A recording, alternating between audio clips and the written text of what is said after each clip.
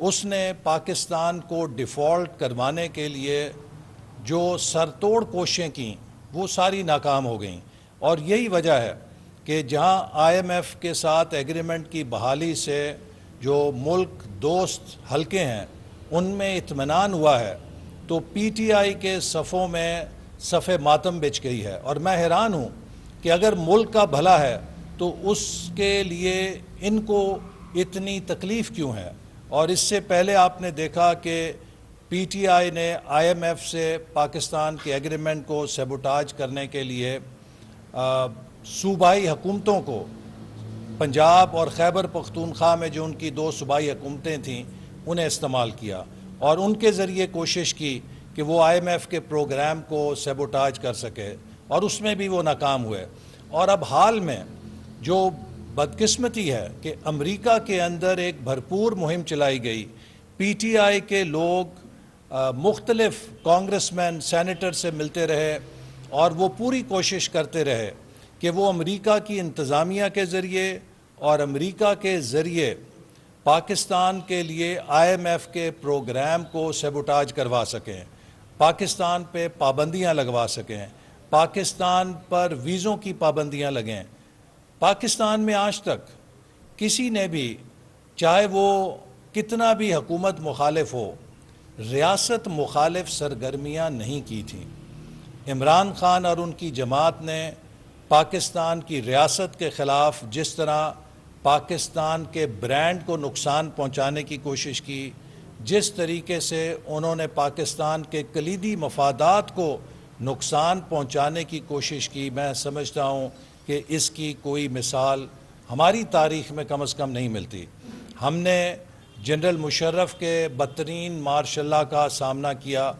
Peoples party نے general Zia الحق کے martial law کا سامنا کیا، لیکن کبھی کسی سیاسی جماعت نے اپنی سیاسی مخالفت کو ریاست مخالفت میں تبدیل نہیں کیا تھا۔ کبھی کسی نے برانڈ پاکستان کو نقصان پہنچانے کی کوشش نہیں کی تھی، لیکن پی ٹی آئی اور عمران خان کے حمایتیوں نے جس طریقے سے برانڈ پاکستان کو ڈیمیج کرنے کی کوشش کی، جس طریقے سے اپنی اوورسیز حمایت کو پاکستان کے مفادات کے خلاف پاکستان کو بدنام کرنے کے لیے استعمال کیا، یہ نہایت ہی افسوسناک ہے۔ اور میں سمجھتا ہوں کہ وہ تمام لوگ جو اپنی معصومیت کے اندر یا کسی سیاسی ناتجربہ کاری کی بنا پر ان ساری سرگرمیوں میں ملوث تھے، انہیں ضرور اس بات پہ ٹھنڈے دل سے غور کرنا چاہیے کہ ہم میں سے کسی کی بھی سیاسی وابستگی پاکستان سے اور پاکستان کی ریاست سے جو ہمارا تعلق ہے اس سے بڑی نہیں ہے۔ ہم سب پہلے پاکستانی ہیں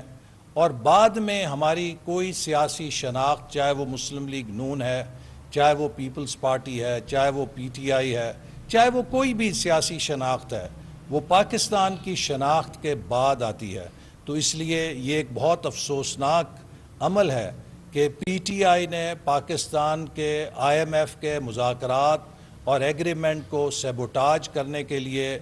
پوری دنیا کے اندر لابنگ کی، اپنے غیر ملکی چیپٹرز کو متحرک کیا، امریکہ میں ہر کانگریس مین اور سینیٹرز کے پاس جا کے دروازے کھٹکھٹائے، گھنٹوں گھنٹوں ان کے دفتروں میں بیٹھے رہے ملاقات کے منتظر، اور اس کے بعد اللہ تعالیٰ نے ان کی ان تمام کارروائیوں کو اور لابنگ کو ناکام کیا اور پاکستان الحمدللہ سرخرو ہوا۔ جو آئی ایم ایف کا معاہدہ ہے، اس سے پاکستان دوبارہ ٹریک پہ چڑھ گیا ہے، اور یہ ایک ہمارے لیے بریدر ہے،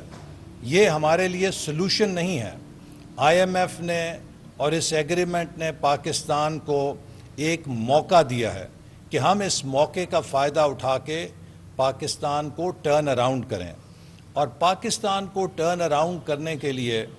کسی اور کو نہیں، پاکستان کی قوم کو اور ہم سب کو مل کر کوشش کرنی لازم ہے۔ آج پاکستان کے جو معاشی مسائل ہیں وہ دو طرح کے ہیں۔ کچھ تو وہ مسائل ہیں کہ جو پچھلے 4 سالوں کی مس گورننس اور لیک آف جو ان کی تھی ویژن اور مس گورننس تھی، اس کی وجہ سے پاکستان کو سامنا کرنا پڑا۔ تو آئی ایم ایف کا جو معاہدہ آج ہمیں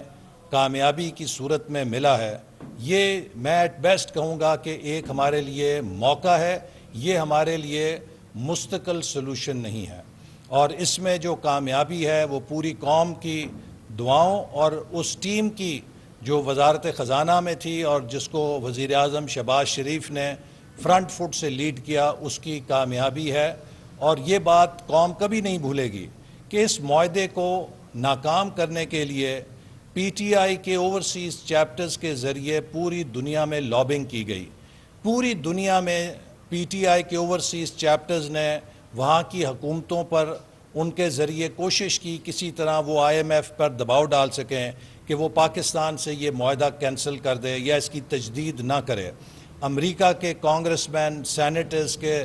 دفتروں کے باہر گھنٹوں یہ بیٹھے رہے انتظار میں، اور 2-4 منٹ کی جو موقع ملا اس سے انہوں نے وہاں پر پلیڈ کیا کہ امریکہ پاکستان پر اقتصادی پابندیاں لگائے، امریکہ پاکستان پہ ویزوں کی پابندی لگائے۔ اور میں سمجھتا ہوں کہ ان سب پروپیگنڈے اور منفی